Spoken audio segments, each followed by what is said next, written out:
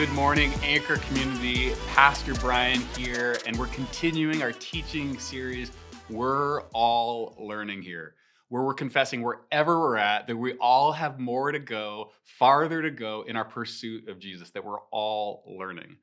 Throughout this teaching series, we've been having titles of our teachings that are like action phrases. So the first is Drop the Net, where we talked about how every follower of Jesus has to get to a place where they drop the net, they drop something that is keeping them from Jesus.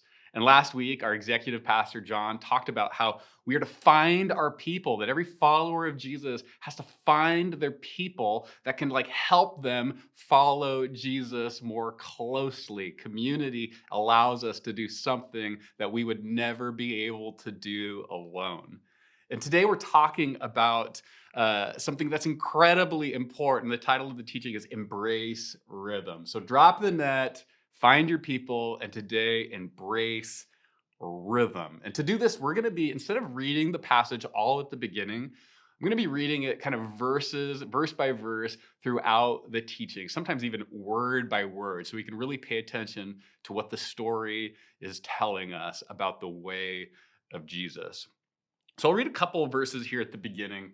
And starting in chapter 6, verse 30, we read, "The apostles gathered around Jesus and reported to him all that they had done and taught."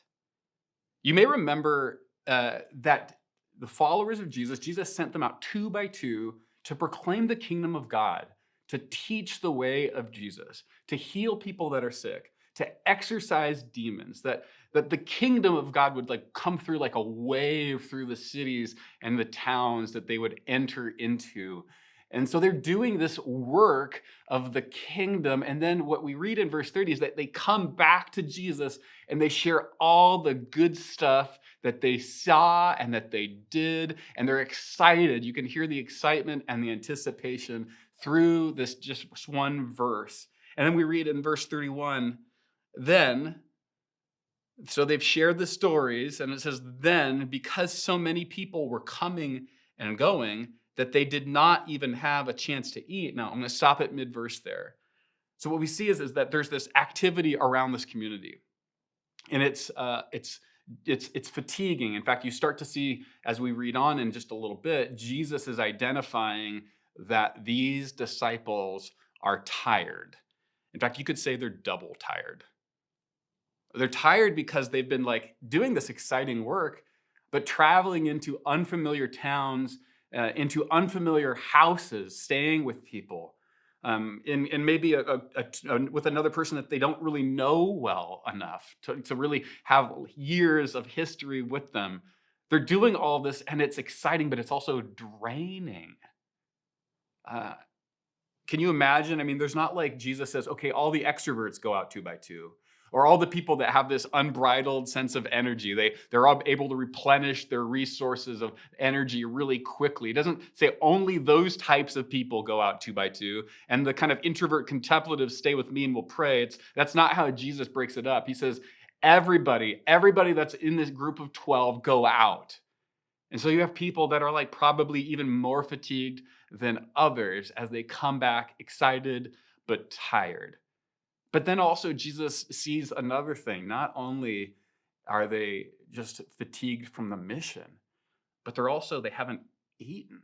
There's all this people there. It says they're coming and going around Jesus. And Jesus, it's like Jesus is aware that they haven't even had time to take a bite. They're double tired. And Jesus can smell the tired on them. As a parent, I've developed a skill to smell the tired on my kids. It's that time of the night where it's bedtime and there is resistance. I'm not tired. As their eyes droop and they become more whiny and frustrated. You're so tired. Even this past week, not only is it sometimes that I can see the tired in my kids, but sometimes my friends can see the tired in me. Maybe you had that experience this past week. We had some straining, stressful stuff in our family, and some of my coworkers here at Anchor, some of my team members, They will say, hey, you don't have to do this. We've got this. We know all this stuff is causing strain and stress here. We can smell the tired on you, Bryan. We have your back. We can do it. Jesus is smelling the tired on the disciples. And so what we see is his response is not work harder. And it's not, who cares? You only live once. You can rest when you go to heaven. That's not what Jesus says. In fact, Jesus invites the disciples, and what we'll see, into a rhythm of rest and work. A rhythm of rest and work. So what I want to do is I want to look at each of those words through the course of this teaching and show how they're connected to the verses that we're going to be looking at and relevant for our lives. So again, Jesus invites the disciples to a rhythm of rest and work. And I want to speak to this word rest first. See, Jesus has spotted their fatigue. He spotted their tiredness, their double tiredness from traveling and from working and from not eating. And so he says to them, and at the end of verse 31, he says, come with me by yourselves to a quiet place and get some rest. And then 32, it says, so they went away by themselves in a boat to a solitary place. So we're going to look like word by word at that. It's important to note, what is like Jesus inviting these disciples to? The first thing he says is, come with me. It's meaning like we're going to do this together. We're going on retreat. We're going to a destination spot and we're going together. Come with me. And then the next is by yourselves. Don't invite that draining neighbor this time. Those connections you made on the mission field over the last week or whatever, those are for there right now. What I'm inviting you to is for us. It's something that we're doing. You don't have to invite people along to this thing. It's for us. And it's a quiet place. Come with me by yourselves to a quiet place. I don't know what Jesus necessarily had in mind when he said that. As the story progresses, we'll see where he takes them, but I'm imagining, it could be by a lake with a view. There's not a lot of noise and bustle of the city or the town. It's away from the market or the screaming demands of normal life. There's enough space to reflect. It's a serene space. And then he closes his invitation with, so that you can rest, right? So you can rest. So again, in review, Jesus' invitation to the disciples when they're doubly tired is not to work harder, get over it, suck it up, buttercup. But he says, come with me together. Let's do this to a quiet place so we can get some rest. Let's go take some naps, go for a walk, eat some good food, find some space. And it's important to note that this isn't a one-off for Jesus. Jesus, doesn't say this one time here as this kind of solitary, description or articulation that Jesus actually cares a little bit for rest. Actually, this is tied together to the very heart of how Jesus does life, this practice of rest. Like in Mark 1:35, we see Jesus model it himself. He goes away early in the morning so he can be with the Father in a solitary place. The very beginning of the Gospel of Mark, we see Jesus showing this and modeling this and practicing this. In Mark chapter 3, verse 7 and 13, we see Jesus inviting the disciples to get away from the crowds, to leave the noise, and to come away to have a place where you can actually take a couple deep breaths before another crowd interjects with their demands, as important as they are. And then in Mark chapter 4:35, we see the very same thing again. is that Jesus is both modeling and inviting the disciples to rest. And then zooming the lens out a little bit, we see that Jesus is the same person that said, "Come unto me, all who are burdened and heavy laden, and I will give you rest, for my yoke is easy and my burden is light." Jesus' invitation, like consistently, not just with his life and how he interacts with his disciples, but how he teaches, is one of inviting people to experience the easy yoke, the rest. Uh, this is central to Jesus. And then zooming out even more, we see that Jesus's tradition is of course the Jewish tradition, which makes a focus, an essential element of the practice of faith is this idea of Sabbath, which isn't an idea as much as it is just a way of living. There's two expressions, articulations of Sabbath in the Old Testament. The first is in Exodus chapter 20, verses 8 to 11. And it refers to Sabbath. This is like a command. It's in the 10 Commandments. And the commandment is articulated as just as God rested on the seventh day, so you are to rest on the seventh day. And so we see in the very idea of what it means to be a follower of Yahweh that we are to rest like God rested in creation and to step into the rhythm of rest. And then in Deuteronomy, the other passage where it talks about the Sabbath as one of these 10 commandments, it refers to it not as just a rhythm of creation that we're invited into, first practiced by God in Genesis 1, but it also is, it's described in Deuteronomy as not just rhythm, but resisting the way of Pharaoh. As Israel left Egypt under slavery, never able to rest, now under the lordship of Yahweh, not Pharaoh, they're given permission to rest and remember that they've been delivered from slavery. So totally zoomed out, we see Jesus modeling, teaching rest, and a part of this Jewish tradition that practices the rhythm of rest and the resistance to the tyrant, whether outside or inside, by resting. Resting is essential to the way of Jesus, which is important for us to hear. The Swahili word for American, you may know this, could be translated as a person who keeps walking around in the same place. It's a description of the frenetic energy we often carry in our calendars and in our chest. Restlessness. I don't know about you, but I remember as a high schooler making posters for a class or maybe for somebody running for some type of ASB office or whatever.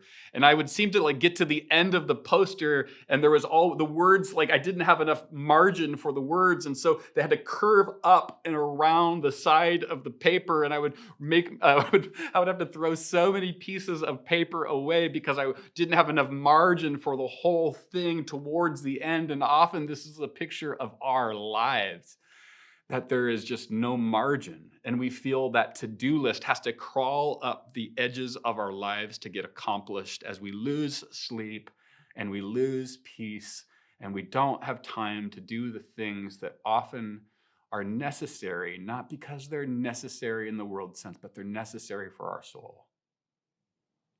And Jesus' invitation to these disciples is to rest. Here's some questions, or maybe some statements that maybe they might sound like something you felt or thought. Have you ever asked the question or had the thought, I don't know how to stop? Or maybe you've had the thought, I can't imagine a day where I totally unplug. Or maybe you've had the thought that outperforming coworkers is the only way I'll be able to get noticed. These are pictures of the frenetic energy of the calendar and our soul.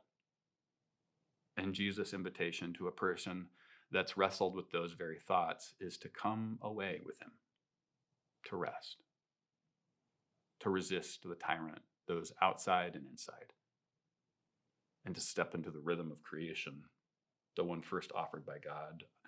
I oftentimes, and I say this as somebody who's experienced this, have seen sometimes overwork as a coping mechanism, where oftentimes, sometimes my life feels crazy and unmanageable.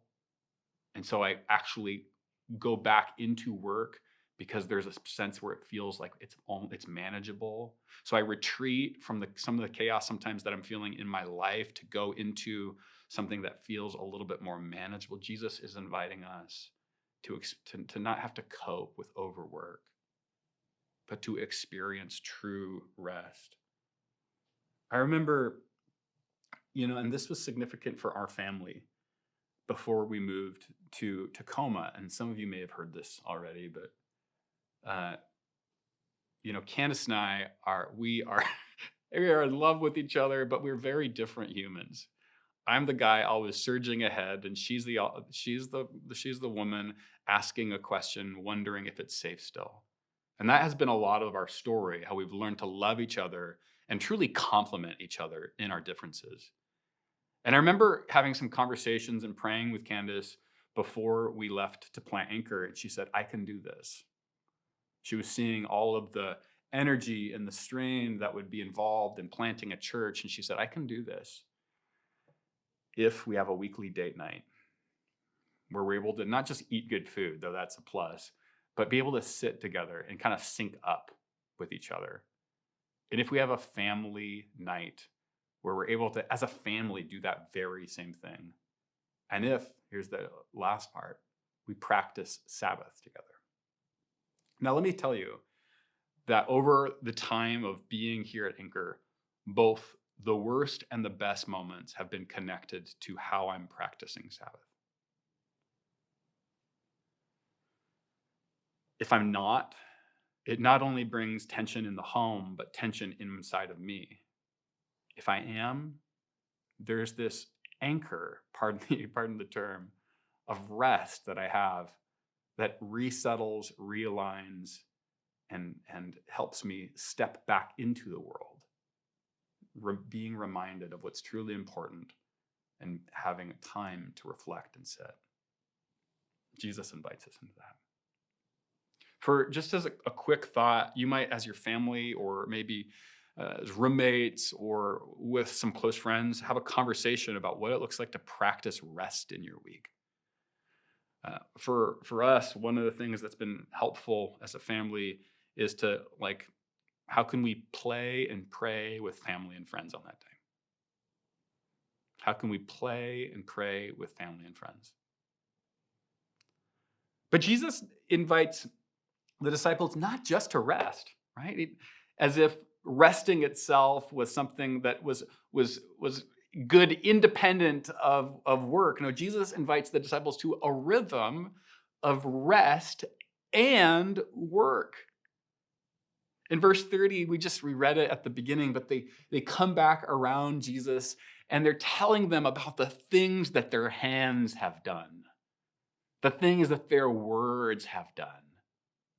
They're telling Jesus and they're excited about the work that they have done. I think it's important to note we live in a world that, at our basis level, we just like to project images and consume information. We project an image and we consume more information. And at the worst expressions of that projecting image, consuming information, we become hollow and shallow humans. Work, like putting our hands to something of significance, is an interruption in the normally scheduled program that our culture continues to foist upon us. Work, putting our hands to something of significance. Because if we're hollow and shallow humans, we're really just starved for that thing that we crave, to be a part of something great, to be a part of something of significance. This past Monday was Dr. King Day, where we remembered the legacy and the dream of Dr. King. And like, he's one of the people that I look to, like, he put his hands to something of significance, whether it was, working for equal access, for voting, or marching for peace, or preaching the scriptures, or organizing communities, or loving his family, or enduring antagonism. His life was marked by putting his hands to something of significance. And another example in my mind of somebody who lived a life of their hands being put to something of significance was John Wesley, who was the founder of what we know as today's the Methodists, but was an Anglican himself. And looking back on his life, he rode 250,000 miles on horseback up into his 80s, telling people about the love of God. He wrote 40 and preached 40,000 sermons and penned 5,000 pieces of literature stretching from sermons to full books. This isn't a person marked by a need to prove himself or to consume information to feel good about himself. He was a person marked by the love of God and knew firsthand the hope the gospel offered and wanted no man and woman to go without hearing and knowing it. I think that can become problematic potentially by mentioning these two names that are of such historical import and significance, Dr. King and John Wesley, because I think sometimes we can look up to them and it can feel like almost disillusioning. I could never be them, and so why try? But it's important to lift these guys up, these pictures of what it looks like to live a life marked by a search for working for something of significance. Because here's the thing: is that at its best they can show us what it looks like to spend your life on something worth spending it on. Whether you're remembered in the history books or not, because here's the thing, there's something in your life right now that has significance already. It's not something you necessarily have to go out and find. You may find yourself looking for something to spend your energy, to lay your hands on, to put your hands to of significance. But there's something in your life right now that already has significance. And how are you working in that area? There are these different spheres: the church, the home, our public life. And in each of these spheres, there's something of great significance. Whether you work in utilities or in retail, there's something in your workplace of significance right now. Yes, there probably is something, and perhaps something in the future of more or different significance, but there's something right now of significance. It could be a relationship. It could be a work opportunity. It could be a way of investing in the people's lives or what have you that shows them value maybe for the first time. In your home life, there's something of significance that you can lay your hands on to work well in. Whether it's making a home or loving your dad or loving your son, loving your mom or loving your daughter or your sister. Each of those things are things that of significance that if we lay our hands on them and work in that area, beautiful things will be the result. And then our public life, our life in the neighborhood, our life again with our coworkers or with our peers in grocery stores, and other public venues, maybe where we're volunteering. There's areas of significance in the church when whether you're greeting or leading an anchor group, whether you're praying with a friend or mentoring and discipling a younger follower of Jesus. There's things in your life right now that are significant. And Jesus invites us not just to rest, but to lay our hands on the things that are significant, to work them and to leave the world marked by the work of Jesus in all the spheres of our lives.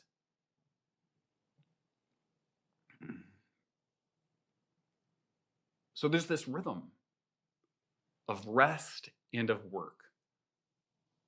And Jesus, the way of Jesus is marked by both of these things, rhythmically coming and ebbing and flowing. But it's important to know it's like it is a rhythm. It's a rhythm. So in verse 33, we read, but many, they're going away.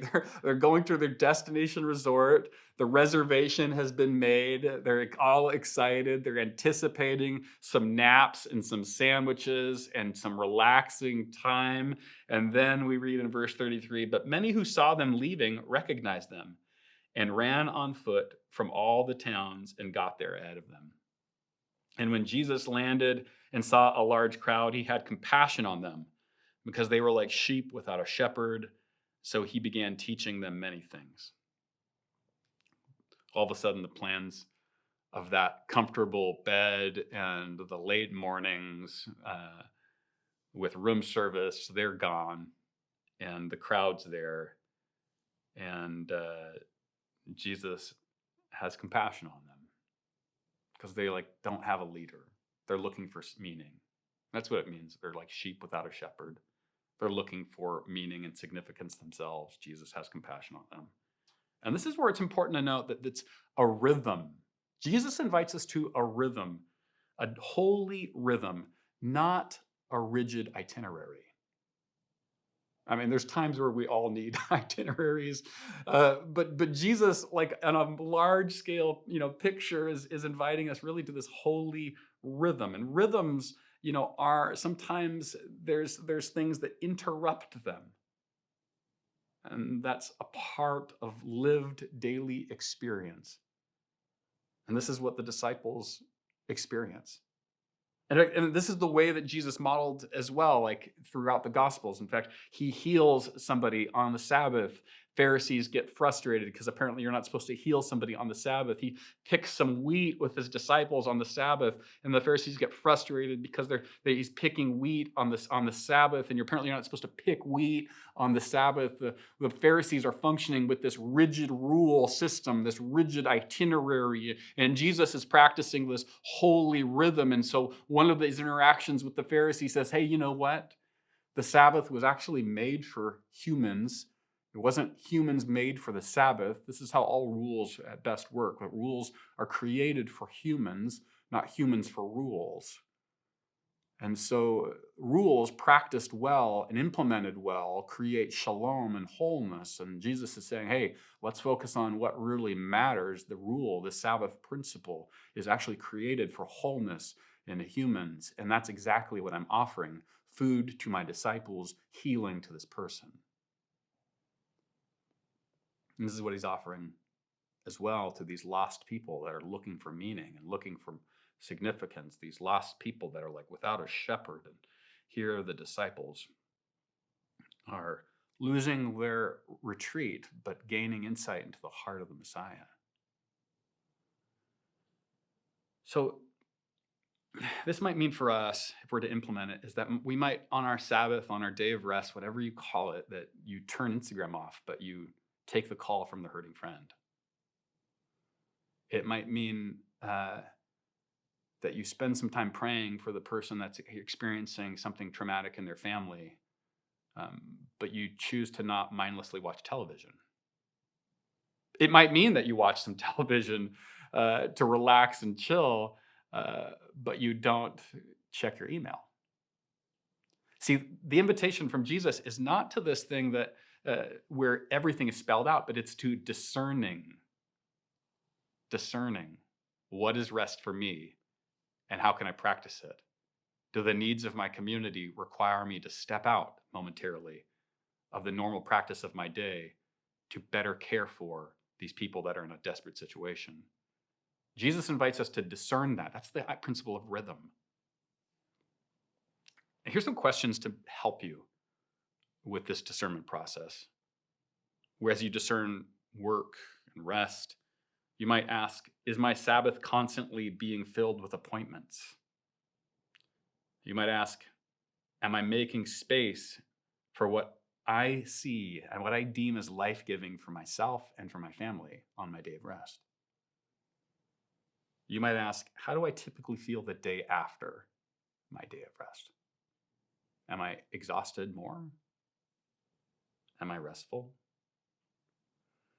As the story concludes, in Mark 6, 45 and 46, we see Jesus again reissuing the call to rest. The disciples have fed the 5,000. It's another exhausting, trying time for them.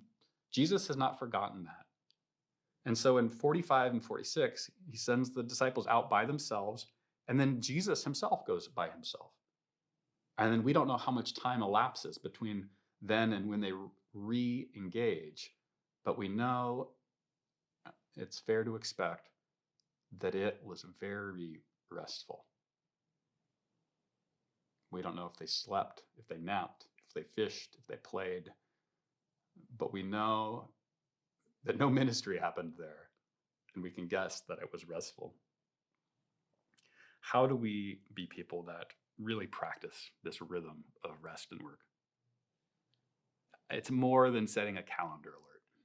It requires more than setting a calendar alert. It requires more than having the person that typically holds you accountable ask you that question, were you able to rest? It requires more than that. Those things can be helpful. It requires more. To really practice the rhythm of work and rest, to get away from the errors of both workaholism and sloth, we have to know the God of rest and work. To practice the rhythm of work and rest, we have to know the God of work and rest. You see, in the New Testament, Jesus is described after the resurrection, after the ascension, as sitting at the right hand of the Father, which is code in the Jewish world for he's at rest. He's at rest. He's sitting down. He's not active. In fact, from the cross, he says that very thing. It is finished. God has, in Christ, restored a broken humanity to a holy God, and Jesus can sit down at the right hand of God at rest. But there's this other piece also in the New Testament where Jesus himself says, behold, I am making all things new.